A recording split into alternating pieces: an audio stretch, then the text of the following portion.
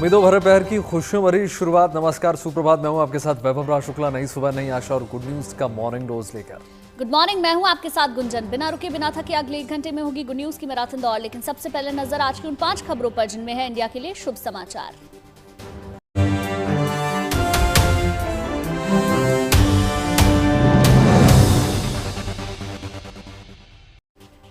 तो शुभ समाचार में देखिए, आज बात चारधाम में भक्ति बाहर की करेंगे। बड़ी संख्या में भक्त चारधाम दर्शन के लिए लगातार पहुंच रहे हैं। करीब 1.5 लाख से ज्यादा भक्त जो हैं यमुनोत्री, गंगोत्री, केदारनाथ और बद्रीनाथ धाम के दर्शन अब तक कर चुके हैं। श्रद्धालुओं के साथ ही स्थानीय लोगों में भी महातीर्थ का उत्साह जबरदस्त दिखाई दे रहा है। यात्रा के लिए व्यवस्था चाक चौबंद है और भक्तों को सुगम दर्शन का लाभ मिल रहा है। रामनगरी की रौनक भी आगे आपको दिखाएंगे। राम भक्तों के लिए अयोध्या का आकर्षण बढ़ने जा रहा है। श्रद्धालुओं को यहां श्री राम दरबार और दूसरे देवी देवताओं के दर्शन का भी अवसर मिलेगा। इतना ही नहीं, मंदिर परिसर में अब पंचवटी बनाने की भी तैयारी है, जहां राम संस्कृति के से जुड़े प्रसंगों की झलक देखने के लिए मिलेगी। जी हाँ गुंजन, देखिए आज जो है देश भर में जानकी जयंती मनाई जा रही है। मान्यता यह है कि इस दिन माता सीता धरती पर अवतरित हुई थी। कहा जाता है कि इस दिन माता सीता की पूजा करने से घर में सुख समृद्धि का वास होता है। सीता जयंती से जुड़ी तमाम मान्यता और महत्व आज हम आपको बताएंगे। बिल्कुल, मौसम वाली गुड न्यूज भी वैभव अपने दर्शकों को बताएंगे। मौसम विभाग के मुताबिक दिल्ली एनसीआर में आज भी बारिश हो सकती है। कई राज्यों में 8 मई तक मौसम सुहाना बने रहने की संभावना है। हालांकि उसके बाद गर्मी फिर तेवर दिखाएगी। बिल्कुल, देखिए अमेरिका के लॉस एंजलिस में चीन के कुंग फू स्ट्रीट डांस का जलवा दिखाएंगे आपको, जिसके दम पर चीन ने वाइब डांस प्रतियोगिता में 3रा स्थान अब हासिल किया है। चीन के सिचुआन डांस परफॉर्मेंस की एक झलक आपको दिखाएंगे। तो शुभ समाचार की शुभ शुरुआत आस्था उमंग के अनूठे संगम के साथ करेंगे। पवित्र और पावन चारधाम यात्रा में श्रद्धालुओं का जोश आया है। जिस उत्साह के साथ तीर्थयात्री यात्रा के लिए चारधाम पहुंच रहे हैं, ठीक उसी तरह स्थानीय लोग भी उनका स्वागत करते हुए नजर आ रहे हैं। जगह जगह तीर्थयात्रियों के लिए खास तमाम व्यवस्थाएं की गई हैं। कहीं यात्रियों के लिए पीने के पानी की तमाम व्यवस्थाएं हैं, तो कहीं पर देखिए फूल माला के साथ श्रद्धालुओं का जबरदस्त तरीके से स्वागत किया जा रहा है। यात्रा पर आए लोगों का मुंह मीठा भी कराया जा रहा है। आस्था के सफर की ये खूबसूरत तस्वीरें वाकई दिल छू लेने वाली हैं। इस बीच आपको बता दें कि उत्तराखंड में मौसम के बदलते हुए रुख के बावजूद लोगों में यात्रा के लिए उल्लास में कोई कमी देखने को नहीं मिल रही। हजारों लोग हर दिन चारों धाम पर दर्शन करने के लिए लगातार पहुंच रहे हैं। माना जाता है कि इस बार ऐसा तीर्थ यात्रा में नया रिकॉर्ड, नया कीर्तिमान बन सकता है, जहां 50 लाख से ज़्यादा श्रद्धालु इस बार पहुंच सकते हैं। पिछली बार से भी लगभग 8 से 10 लाख श्रद्धालुओं के ज़्यादा पहुंचने की इस बार उम्मीद है। और जैसे ही इस बार तमाम कपाट खुले, चारधाम यात्रा शुरू हुई, हमने आंकड़े भी देखे कि लगातार मात्र पहले घंटे में ही 10,000 से ज़्यादा श्रद्धालुओं ने दर्शन किए थे बद्री विशाल में।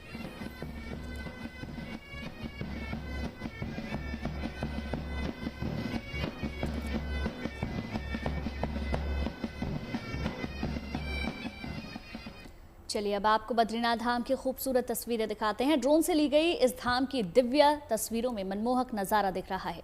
फूलों से सजे मंदिर के आगे भक्तों की कतार नजर आ रही है। अलकनंदा नदी की कल कल बहती धारा और तप्त कुंड में स्नान करते भक्त, मंदिर के पीछे बर्फ से ढकी ऊंची ऊंची चोटियां और आस्था का ये सैलाब इस वक्त बद्रीनाथ धाम में उमड़ा हुआ है। देखिए, ये तस्वीरें हम आपको दिखा रहे हैं। ड्रोन कैमरे से ली गई ये तस्वीरें, जिसमें आप पूरे मंदिर प्रांगण को देख सकते हैं। बद्रीनाथ धाम, जहां नर नारायण चोटी के बीच में अलकनंदा नदी वहां पर बहती है और इन सब के बीच में ये खूबसूरत दृश्य नजर आता है। 6 महीने के बाद कल बद्रीनाथ धाम के कपाट खुल चुके हैं और ऐसे में भक्त केदारनाथ के दर्शन करने के बाद कल बद्रीनाथ के दर्शन करने के लिए भी पहुंचे।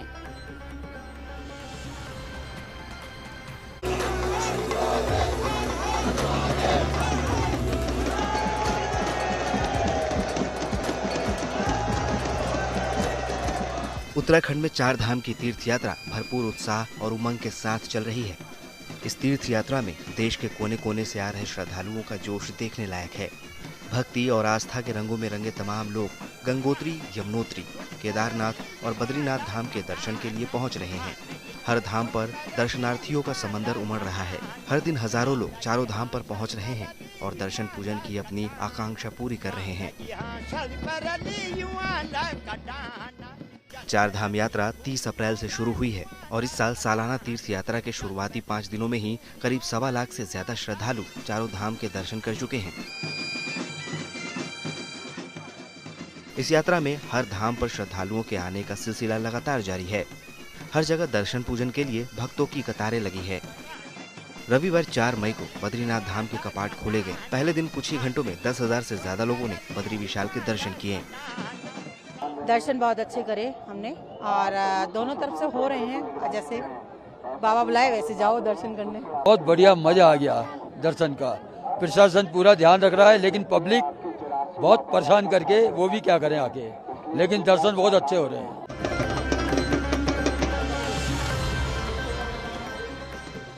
बद्रीनाथ धाम में भगवान विष्णु की आराधना होती है, तो केदारनाथ धाम महादेव के 12 ज्योतिर्लिंगों और उत्तराखंड में स्थित 5 केदार तीर्थों में से एक है, जहां पहुंचने की मनोकामना हर श्रद्धालु की होती है। केदारनाथ धाम के कपाट 2 मई को खोले गए थे। शुरुआती 3 दिनों में यानी 4 मई की शाम तक यहां 80,594 लोग दर्शन के लिए पहुंचे। केदारनाथ में पहले ही दिन 30,000 से ज्यादा श्रद्धालुओं ने दर्शन किए।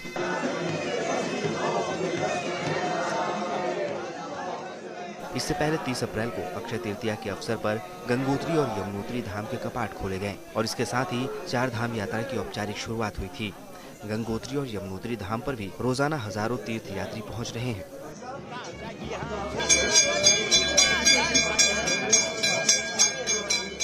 तीस अप्रैल से 4 मई तक करीब 30,000 से ज्यादा तीर्थ यात्रियों ने गंगोत्री धाम के दर्शन किए। करीब 46,000 से ज्यादा लोग यमुनोत्री पहुंच चुके हैं। उत्तराखंड पर्यटन विभाग के आंकड़ों के मुताबिक अभी तक करीब 25 लाख श्रद्धालु इस बार 4 धाम यात्रा के लिए रजिस्ट्रेशन करवा चुके हैं। रजिस्ट्रेशन की प्रक्रिया ऑनलाइन और ऑफलाइन दोनों तरीके से चल रही है, लिहाजा माना जा रहा है कि आने वाले दिनों में तीर्थ यात्रियों की तादाद और बढ़ सकती है। इसको देखते हुए प्रशासन भी मुस्तैद है। देहरादून से अंकित शर्मा के साथ bureau report, good news today. देखिए, चारधाम यात्रा में दूर दूर से आ रहे श्रद्धालुओं को कहीं कोई दिक्कत ना हो, इसका खास ख्याल रखा जा रहा है। इसके लिए जगह जगह पुख्ता इंतजाम किए गए हैं। वहीं तीर्थ यात्रियों का स्वागत भी जबरदस्त अंदाज में हो रहा है और उन्हें स्वच्छता का संदेश भी दिया जा रहा है।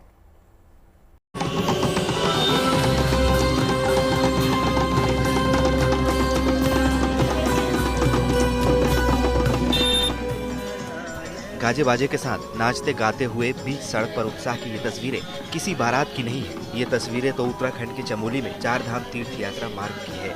यहाँ पर बद्रीनाथ धाम जा रहे तीर्थ यात्रियों का रास्ते में फूल मालाओं और गाजे बाजे के साथ भरपूर हर्षोल्लास के साथ स्वागत किया जा रहा है।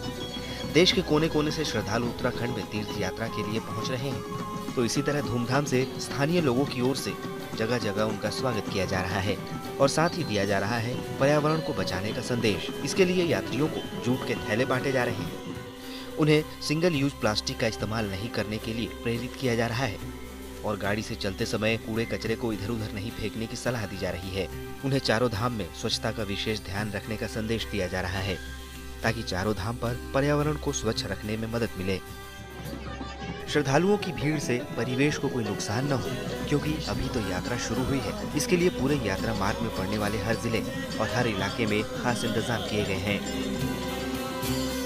स्वच्छता को लेके श्रीनगर जो हमारा एक मेन सेंटर है, वहाँ पर 110 जो हमारे पर्यावरण मित्र हैं उनकी टीम्स बना के निरंतर सफाई को ध्यान में रखा जा रहा है कि किसी भी किस्म की ऑनरेबल सीएम सर के डायरेक्शन हैं कि स्वच्छता और ब्यूटिफिकेशन पे ज़्यादा जोर दिए जाने के लिए ऑनरेबल सीएम सर ने कहा। आने वाले दिनों में 4 धाम के तीर्थ यात्रियों की तादाद और बढ़ने वाली है। इसको देखते हुए प्रशासन और पुलिस खास तौर से मुस्तैद है। तीर्थ यात्रियों की सुविधा के लिए यात्रा मार्ग में जगह जगह शौचालय बनाए गए हैं। स्वच्छ पेयजल के लिए इंतजाम किए गए हैं। रास्ते में पार्किंग और स्ट्रीट लाइट की भी व्यवस्था की गई है ताकि अंधेरा होने पर कोई दिक्कत न हो। इसके अलावा सड़कों पर घूम रहे आवारा पशुओं को भी हटा दिया गया है। ट्रैफिक में जो मेन थे वो हमारे जो गौवंश थे, जो लोगों ने यूज़ करके छोड़े हुए थे रास्तों में, तो उनको हमने ले जाने का काम यात्रा से पहले ही कर दिया है। और हमारी गौशाला बनी है गंगा दर्शन के ऊपर, तो वहाँ पे हमने अभी तक 248 के करीबन गौवंश वहाँ पे घर पे पहुँचा दिए गए हैं, और जिसके कारण आए दिन दुर्घटना का शिकार गौवंश भी होते थे और आए दिन हमारे आम जनमानस को भी इसकी हानि होती थी। वहीं चारधाम यात्रा के दौरान रात में सफर पर नियंत्रण रखने पर भी जोर दिया जा रहा है, ताकि सड़क हादसों से बचाव हो सके और स्थानीय होटल और गेस्ट हाउस कारोबार को भी बढ़ावा मिले। बहरहाल पुलिस मुस्तैद है। तीर्थ यात्रा रूट पर निगरानी के लिए जगह जगह पुलिस बूथ बनाए गए हैं और ड्रोन का भी इस्तेमाल किया जा रहा है, ताकि ट्रैफिक जाम और दूसरी गतिविधियों पर नजर रखी जा सके और यात्रा सुचारू रूप से चल सके। पौड़ी से सिद्धांत उलियाना और चमोली से कमल नयन सिलोड़ी के साथ bureau report, good news today. Chardham यात्रा से आपको लेकर चलते हैं रामनगरी अयोध्या, जहां श्री राम जन्मभूमि मंदिर में रामलला के दर्शन करने जाने वाले श्रद्धालुओं को नई सौगात मिलने वाली है। लोगों को जल्द ही राम मंदिर में राम दरबार के दर्शन होंगे, साथ ही दूसरे देवी देवताओं के दर्शन का भी अवसर मिलेगा। इतना ही नहीं, मंदिर परिसर में अब पंचवटी बनाने की भी तैयारी हो रही है और श्री राम के जीवन चरित्र को अलग तरीके से देखने का भी मौका मिलेगा। अब बात मां सीता के प्राकट्य उत्सव की भी। वैशाख शुक्ल पक्ष के 9वें दिन सीता नवमी मनाई जाती है। धार्मिक मान्यता के अनुसार इसी दिन माता सीता धरती पर अवतरित हुई थी। यही वजह है कि इस दिन माता सीता की पूजा करने से घर में सुख समृद्धि का वास होता है।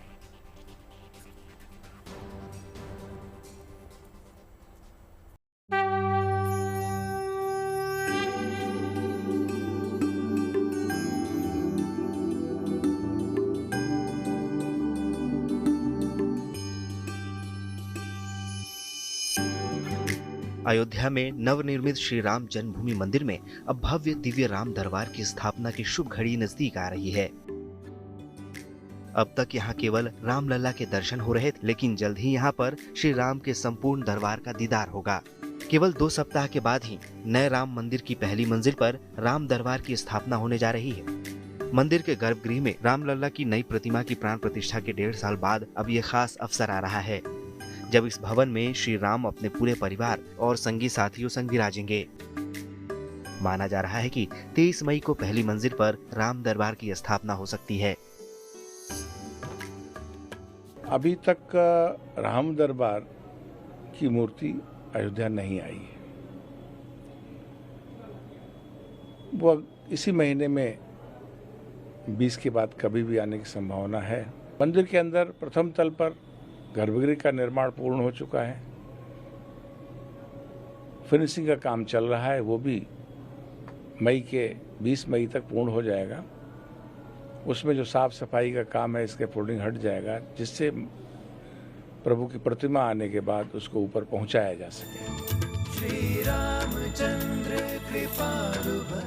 इसके अलावा अगले महीने यानी जून के पहले सप्ताह में नए राम मंदिर के परिसर में एक और भव्य आयोजन होने जा रहा है। यहाँ के परकोटे में बने 6 मंदिरों में से 4 मंदिरों में शिखर स्थापना हो चुकी है। ध्वज स्तंभ लग चुके हैं, प्रतिमाएं भी आ चुकी हैं। हालांकि शेषात्वर मंदिर में निर्माण चल रहा है। यहाँ लक्ष्मण जी की प्रतिमा 30 मई तक आने की संभावना है। सभी मंदिरों की प्राण प्रतिष्ठा एक तिथि में होगी। 3, 4, 5 3 दिवसीय प्राण प्रतिष्ठा का कार्यक्रम है। उसका विधिवत अभी तय किया जा रहा है। योग्य या जो विद्वान लोग हैं वो उसके प्रक्रिया का निर्धारण कर रहे हैं, आगे उसको बताएंगे। कुल मिलाकर के तिथियों का निर्धारण हो गया है, उसकी पद्धति, उसके अन्य विषयों का निर्धारण होने के बाद आपको ध्यान में आएगा। कुल मिलाकर श्री राम जन्मभूमि पर बन रहे भव्य राम मंदिर का निर्माण अब निर्णायक चरण में पहुंच गया है। राम मंदिर परिसर में सभी भवन बनाने का काम दिसंबर 2025 तक पूरा होने की उम्मीद है। मंदिर का मुख्य भाग अगस्त 2025 के अंत तक ट्रस्ट को सौंप दिया जाएगा, जबकि परकोटे का निर्माण नवंबर के अंत तक पूरा होने की संभावना है। परकोटे से मंदिर को पश्चिम दिशा में एक ब्रिज और लिफ्ट के माध्यम से जोड़ा जाएगा। मंदिर ट्रस्ट की ओर से दी गई जानकारी के अनुसार यहाँ पर पत्थरों से जुड़े काम पूरे हो चुके हैं। वहीं पहली मंजिल पर लगाए जा रहे दरवाजों को सोने से मढ़ने के काम पर अभी विचार चल रहा है। अभी केवल भूतल में 16 दरवाजों पर सोना मढ़ा गया है। खबर है कि पहली मंजिल के दरवाजों पर पूरी तरह से सोने का इस्तेमाल नहीं होगा। पहली मंजिल पर महाराष्ट्रियन टिकवुड के सुंदर दरवाजे लगाए जाएंगे। मंदिर के मुख्य शिखर पर भी सोना चढ़ाया जा रहा है। मंदिर के निचले हिस्से में श्री राम के जीवन प्रसंगों के चित्र भी लगाए जाने का काम चल रहा है, जो 2 महीने में पूरा हो जाने की संभावना है। खास बात यह है कि राम जन्मभूमि मंदिर परिसर में पंचवटी के नाम से उद्यान भी बनाया जाएगा, ताकि यह क्षेत्र हरा भरा रहे। और एक बहुत बड़ा पैच या बहुत बड़ा आप समझें, करीब 8 एकड़ भूमि सुनिश्चित की गई है, जहाँ पे कि हम एक नियमित ढंग से उद्यान, फल पौधे लगाने का, और वहाँ पर हम प्रयास करेंगे कि राम कथा को किस प्रकार से उस उद्यान में हम लोगों को दिखला सकें। अयोध्या में हाल ही में हुई श्री राम मंदिर भवन निर्माण समिति की बैठक में मंदिर के निर्माण कार्य की प्रगति की समीक्षा की गई और आने वाले समय में होने वाले कामकाज पर विचार किया गया। इस दौरान ये भी निर्णय लिया गया कि 1949 से मौजूद रामलला के पुराने मंदिर के ढांचे और वहां की महत्वपूर्ण सामग्रियों को भी श्रद्धालुओं के दर्शन के लिए संरक्षित किया जाए।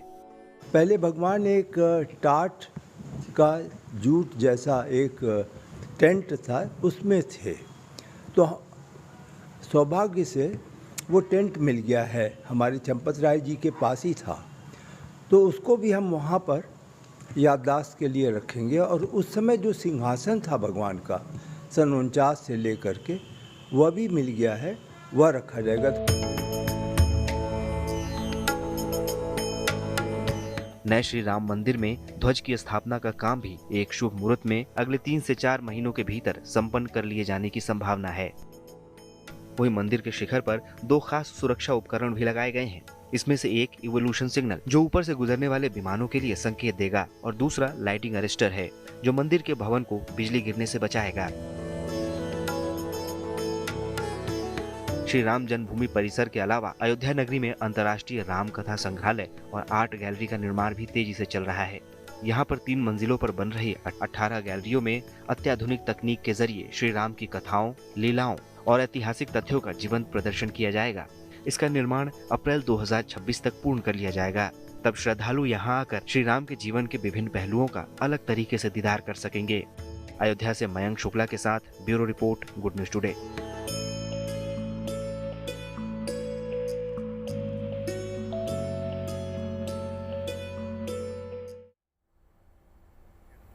और आइए आपको बताते हैं श्री राम जन्मभूमि मंदिर में क्या क्या खास नजर आने वाला है। देखिए 23 मई को राम मंदिर में स्थापित हो जाएगा राम दरबार। परकोटे के 6 मंदिरों में से 4 मंदिरों में शिखर स्थापना और अंत तक पूरा हो जाएगा। परकोटे का निर्माण भूतल के 16 दरवाजों पर सोना मढ़ दिया जाएगा।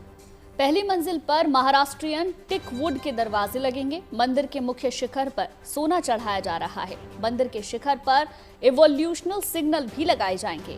बिल्कुल, देखिए गुंजन, ये सिग्नल जो है ऊपर से गुजरने वाले विमानों के लिए संकेत देगा कि शिखर पर लाइटिंग अरेस्ट भी लगाया जाएगा। ये अरेस्ट जो है मंदिर के भवन को बिजली गिरने से बचाएगा और मंदिर के निचले हिस्से में श्री राम के जीवन प्रसंगों के चित्र भी लगाए जाएंगे। मंदिर परिसर में पंचवटी के नाम से उद्यान भी बनवाया जाएगा। 3 से 4 महीने में ध्वजा की स्थापना का कार्य भी पूरा हो जाएगा और दिसंबर 2025 तक पूरा हो जाएगा राम मंदिर निर्माण का कार्य। मंदिर का जो मुख्य भाग है अगस्त 2025 तक ट्रस्ट को सौंप दिया जाएगा। परिसर में अंतर्राष्ट्रीय राम कथा संग्रहालय भी बनाया जा रहा है। साथ ही साथ आर्ट गैलरी का निर्माण भी तेजी से चल रहा है। अब खबर दिखाते हैं वियतनाम की, जहां ऐसा लग रहा है जैसे लोगों को भगवान मिल गए हैं। असल में वियतनाम की हो ची मिन्ह सिटी में भगवान बुद्ध के अवशेष भारत से ले जाए गए हैं। उनके दर्शन के लिए भारी संख्या में लोग वहां पहुंचे हैं।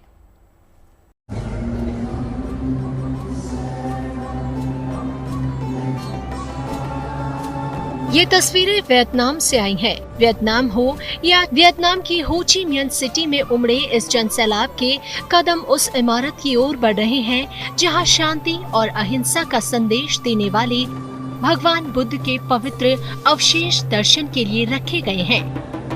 I think it's a great, collaboration, and this will set an example for other countries, and also sets an example for the world to see that how 2 different nations with a shared value of Buddha Dharma and the principles of non-violence, Maitri, loving kindness and compassion can come together and create a very sacred environment for everyone to benefit from.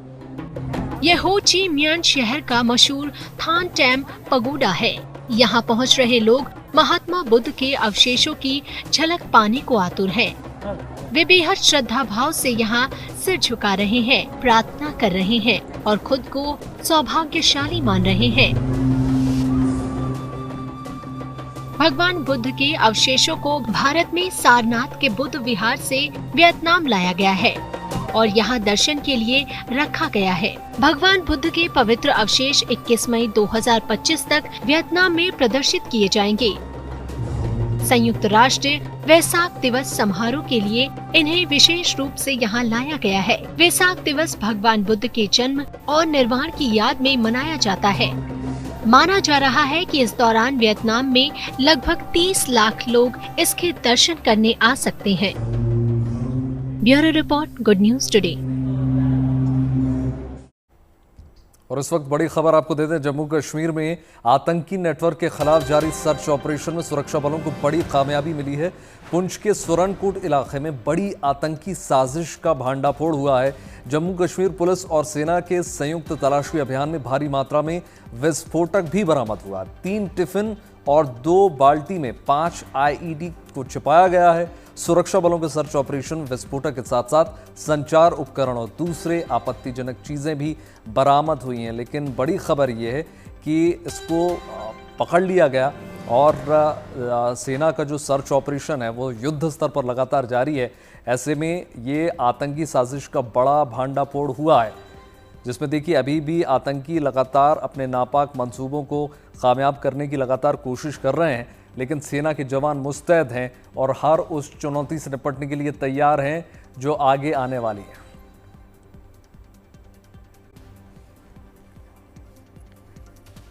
चारों धामों में एक बद्रीनाथ धाम में mobile ATM तीर्थयात्रियों के लिए फायदेमंद साबित हो रहा है। बद्रीनाथ धाम में श्रद्धालुओं का हुजूम पहले दिन देखने को मिल रहा है। ऐसे में तीर्थयात्रियों को नगद की किल्लत ना हो, इसके लिए मोबाइल ATM की सुविधा का श्रद्धालु लाभ उठा रहे हैं। उत्तराखंड ग्रामीण बैंक की ओर से मोबाइल बैंक से ATM की सुविधा यात्रियों को दी गई है, जिससे यात्रियों को बहुत फायदा दिखाई दिया। यात्रियों का कहना है कि यहाँ उनके पास कैश की किल्लत है, ऐसे में ये सुविधा होने से उनके काम आसान हुए हैं।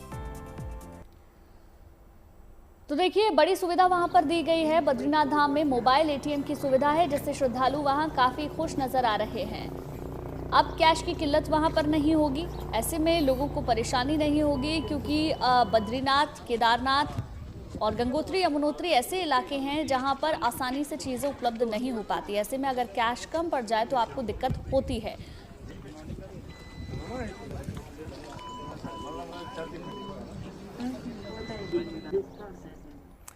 बात करेंगे मौसम की। मई की शुरुआत से ही मौसम के मिजाज में नरमी है। बीते दिनों बेमौसम हुई बरसात से लोगों को गर्मी से राहत मिली, तो अब आसमान में एक बार फिर से बादलों ने डेरा जमा लिया है। राजधानी दिल्ली और NCR में मौसम का मिजाज एक बार फिर से बदला बदला सा नजर आ रहा है। जहां तेज धूप और चिलचिलाती गर्मी पड़ रही थी, वहीं अब बादलों के आगे धूप का असर बेअसर नजर आ रहा है। तो वहीं देखिए राजस्थान के हिल स्टेशन यानी माउंट आबू में भी सुबह सवेरे के वक्त कोहरा छाया रहा और इस शानदार मौसम के बीच हिल स्टेशन माउंट आबू में सैर सपाटे के लिए बड़ी संख्या में सैलानी पहुंच रहे हैं।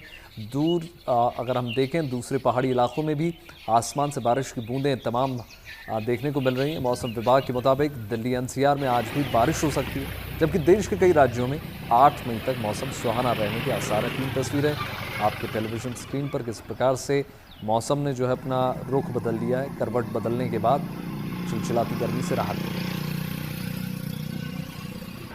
गुजरात में हम बड़ौदा से आए हैं और वहाँ 43 जितना टेम्परेचर रहता है। और जब भी हम आते हैं करीबन 2-3 महीने में एक बार हम आबू का विजिट करते ही हैं। और इधर देखो तो आज सुबह की खुशनुमा वातावरण देख के जो देर से उठने वाले भी यहाँ जल्दी जल्दी उठ के देखने आ जाते हैं। अच्छा लग रहा है। 42 डिग्री में से सीधा 20 डिग्री 22 डिग्री में आके नज़ारा बहुत ही अच्छा। तो जब अहमदाबाद से निकले थे तो हमें पता ही नहीं था कि यहाँ पर इतनी बढ़िया क्लाइमेट हो जाएगा। हम जब पहले आए थे तब थोड़ी ऐसे गर्मी लग रही थी, लेकिन रात में इतनी अच्छी बारिश हुई और इतना बढ़िया क्लाइमेट है कि बहुत मजा आ गया अंदर और अभी बहुत बढ़िया वेदर है।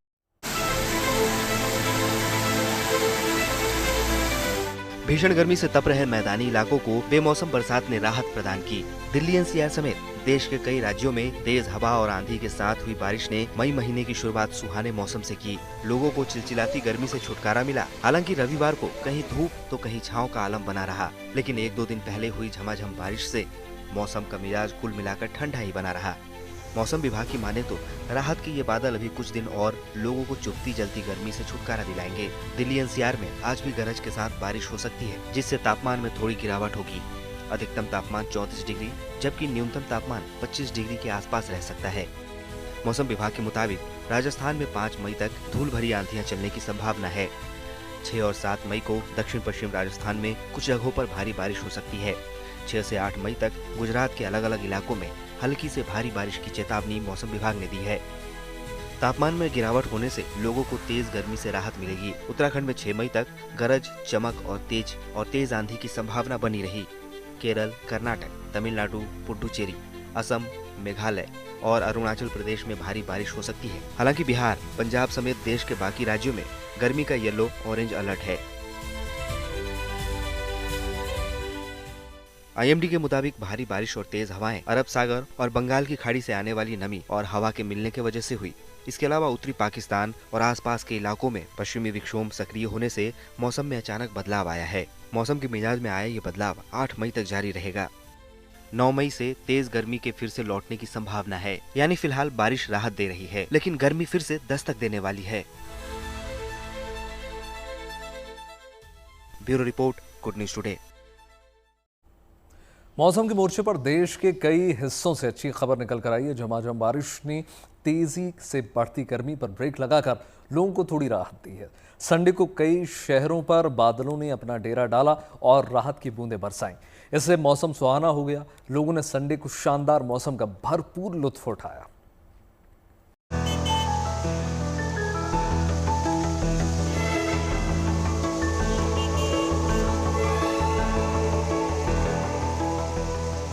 मौसम की मेहरबानी ने इस बार लोगों का वीकेंड यादगार बना दिया। कई जगहों पर शनिवार के साथ रविवार को भी बारिश हुई, जिससे तापमान ज्यादा नहीं चढ़ पाया और मौसम खुशनुमा बना रहा। हालांकि कई जगहों पर तेज हवा के साथ हुई भारी बारिश मुसीबत का सबब बन गई। मध्य प्रदेश की राजधानी भोपाल और आसपास के इलाकों में झमाझम बारिश हुई। बारिश के चलते 4 डिग्री तक तापमान में अंतर देखा गया। शनिवार को तापमान 41.1 डिग्री दर्ज किया गया था। वहीं रविवार को पारा 37 डिग्री रिकॉर्ड किया गया। भोपाल के लोगों के लिए अच्छी खबर ये है कि अगले 4 दिन तक ऐसा ही मौसम रहने का अनुमान है। इंदौर में रविवार को भी बारिश ने लोगों को तेज गर्मी से राहत दी। इंदौर के ज्यादातर इलाकों में दिन भर बादल छाए रहे और झमाझम बारिश होती रही। एयरपोर्ट के आसपास के इलाके में ओले भी गिरे। मई की शुरुआत में इंदौर का तापमान 42 डिग्री तक पहुंच गया था, लेकिन पिछले 2 दिनों से तापमान में गिरावट आने से मौसम सुहाना हो गया है। रात में भी गर्मी कम महसूस की गई और लोगों को राहत मिली। मौसम विभाग के मुताबिक 7 मई तक इंदौर और इसके आसपास के इलाके में बारिश की संभावना है। उत्तराखंड की देहरादून की बात करें तो यहाँ कई जगहों पर तेज बारिश हुई। इससे संग नदी का जलस्तर अचानक बढ़ गया। हालांकि माल देवता के आसपास पिकनिक मनाने गए सभी लोग सुरक्षित बच गए। ऋषिकेश में तेज हवा के साथ मूसलाधार बारिश हुई, जिससे ऋषिकेश बद्रीनाथ हाईवे पर शिवपुरी में पहाड़ी से मलबा नीचे गिरने से यातायात रुक गया। देखते ही देखते दोनों तरफ से गाड़ियों की लंबी कतार लग गई। मौके पर पहुंची पुलिस ने राहत बचाव का काम शुरू किया।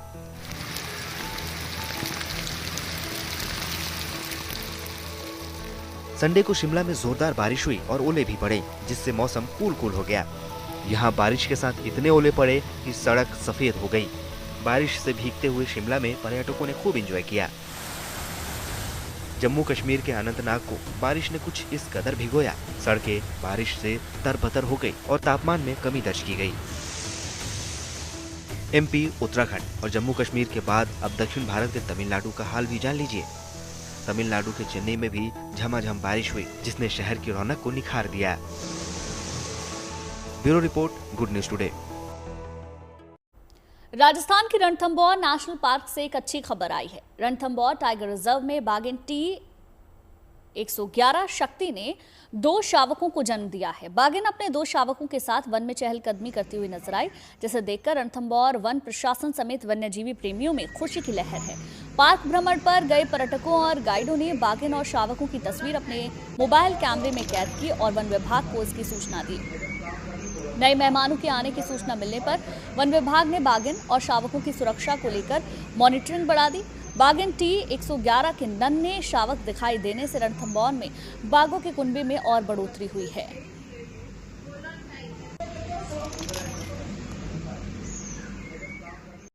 चीन की एक स्ट्रीट डांस टीम होमीज ने इतिहास रच दिया। अमेरिका के लॉस एंजलिस में आयोजित वाइब डांस कंपटीशन में चीन ने तीसरा पायदान हासिल किया। बड़ी बात देखिए इसमें यह रही कि इस प्रतियोगिता के 30 साल के इतिहास में चीन ने पहली बार अवार्ड हासिल किया। इस प्रतियोगिता में चीन ने सॉर्ड एंड कीन सिचुआन डांस परफॉर्म किया और शानदार परफॉर्मेंस दिया और दर्शकों की जोरदार तालियां बटोरी।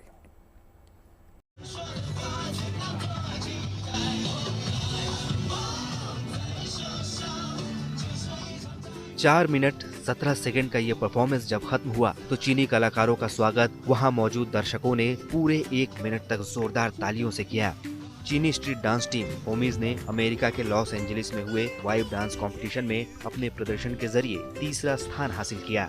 वाइब डांस कंपटीशन के 30 साल के इतिहास में ये पहली बार था जब चीन की किसी टीम ने इसमें अवार्ड हासिल किया। इस प्रतियोगिता का आयोजन 2 मार्च को हुआ था, जिसमें चीन ने सोर्ड्स एंड की इन सिचुआन डांस परफॉर्म का प्रदर्शन किया।